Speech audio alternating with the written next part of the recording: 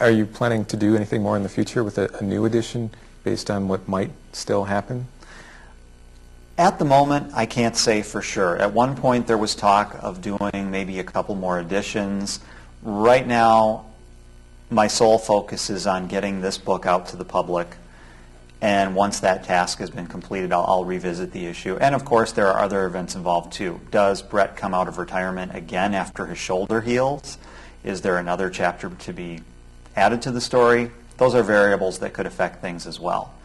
Another consideration in this, my business partners, the Rolfson brothers and I, we decided that with this book we wanted to do something more than just sell a book.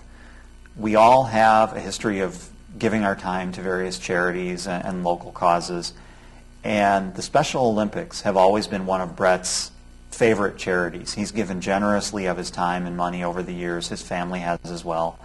And we decided with the book a fitting tribute would be to get involved with the Special Olympics. And so we're giving them a portion of the profits from the book, but the three of us have been out on a sort of statewide media campaign for the Special Olympics, making public appearances, going on talk shows, and really promoting the wonderful work that they and their athletes are doing.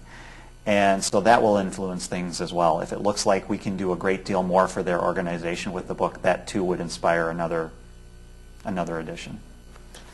At the back of the book, you give people details on how they can donate to Special Olympics too. Yes. Why do you think people feel so connected with Brett Favre? I think a big part of this story has to do with the fact that Brett's life has played out in our living rooms throughout his career. Unlike so many athletes who are only seen on the field or on the basketball court or wherever, Brett's life events have played out in our living rooms. His struggle with drug addiction was covered by the statewide media, and it was a very personal story for so many people. His struggle with his wife's bout with breast cancer became a story close to all of us because it was covered so heavily, and instead of going through that in private, he had to go through it in front of the cameras with all of us watching.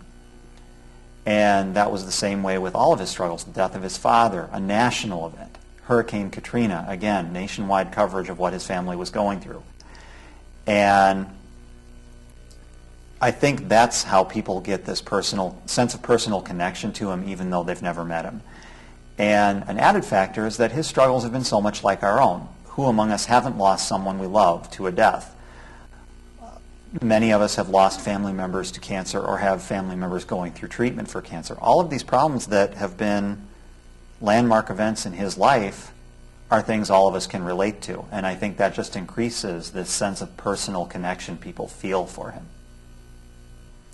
You mentioned you haven't met Brett Favre, but has he contacted you about the book at all? Before the book was written, Eric and Adam received a letter from Brett via email talking about their Bring Back Brett Favre fan organization, thanking Brett Brett thanking them for the work they did to mobilize the fans on his behalf when he was thinking about coming back to the Packers.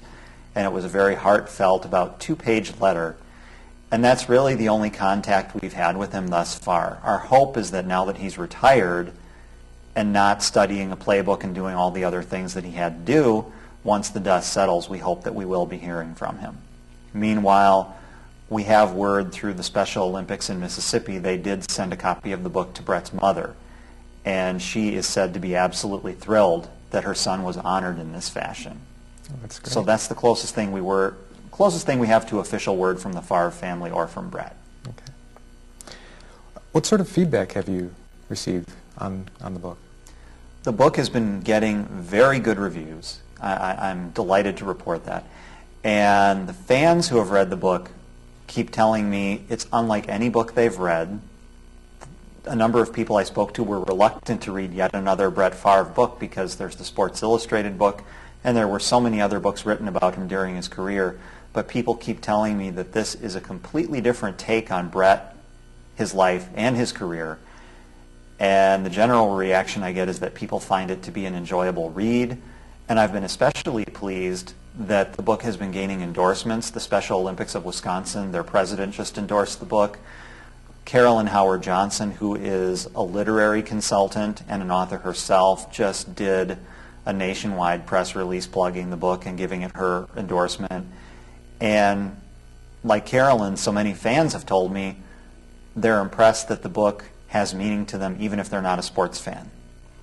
One of the elderly residents that I work for through a nonprofit group said, it's not just a book about football, it's a book about life. And that quote really stuck with me, and it seems to be the general consensus among people who read it. It's definitely a very accessible book. It's really for everyone who is just interested in football or Brett Favre or just life. It's not necessarily a book for diehard Packer fans. Sure. That was very much a goal that all three of us had in mind when we were putting this book together, was to make something that wouldn't just be a conventional fits inside the box football book. We wanted to do something a little more, and I think this book hits the target.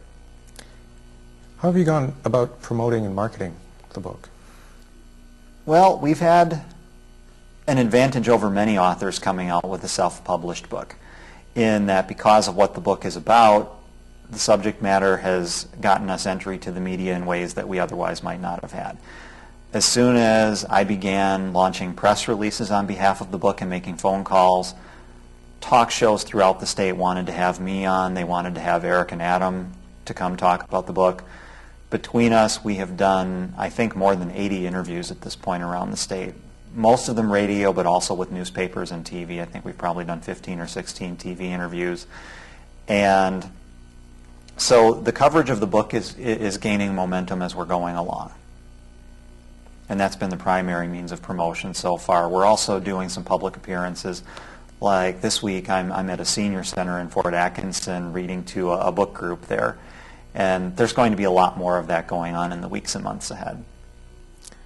From reading the acknowledgments page, it looks like you had a lot of support from family and friends on this project. How did they help? There was a lot of moral support. One of the stories that comes out in the book is the fact that I myself had a very serious accident in July of 2000. It was nearly a life-ending one. And in the wake of that experience, my family truly rallied around me, and I had their support throughout the comeback from that experience. And so I felt a real need to acknowledge family members, including a few who passed away before the book was actually written. And in terms of the book itself, my sister Kathy is a brilliant writer herself. She teaches at UW-Whitewater. And so she was there from day one, offering her services to brainstorm. There'd be days where I'd call her up, "Sis, I'm stuck, help me out." And we'd stand in her kitchen and pace back and forth and launch ideas back and forth and scribble on Post-it notes together. And my parents were emotionally supportive throughout this thing. When I had doubts, can this be done? They were there to back me up and support me. And other members of the family too. Just, they couldn't have been better about voicing their support for the project.